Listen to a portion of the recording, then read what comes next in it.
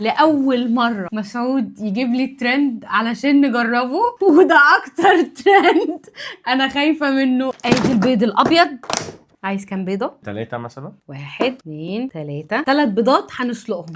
هو عدى اكتر من 10 دقايق. نطلع البيض اللي اتسلق ونقشره. طب الموضوع طلع سهل. بالمناسبه يا جماعه البيض بتاع سوبر ماركت محمود الفار حلو جدا ومختلف عن اي بيض انا جربته قبل كده. لما هتجيبوه هتشوفوا ده وهتعرفوا قد ايه هو مختلف من لون الصفار بتاعه. لون الصفار اللي هو الاصفر الداكن ده كده، وطعمه نفسه تحفه. يلا بينا.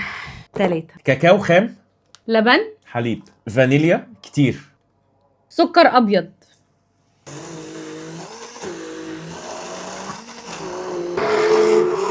زود حبه لبن. دي كلها بيض. دي كلها بيض. هي دي فعلا اللي كلها بيض. هنحطها في التلاجة لحد ما تتماسك وندوقها معاكم. ناعمة قوي. هو فين؟ في البيض المسلوق. تحفة، ترند ناجح جدا, جداً. وطعمه خطير. طعمه ايه؟ طعمه شوكولاتة، وايه تاني؟ طعمه فانيليا بس هو حلو. قوي. وكده نكون جربنا ترند بودنج البيض المسلوق. لو عجبكم الفيديو ما تنسوش تعملوا لايك وفولو، ونشوفكم الفيديو الجاي.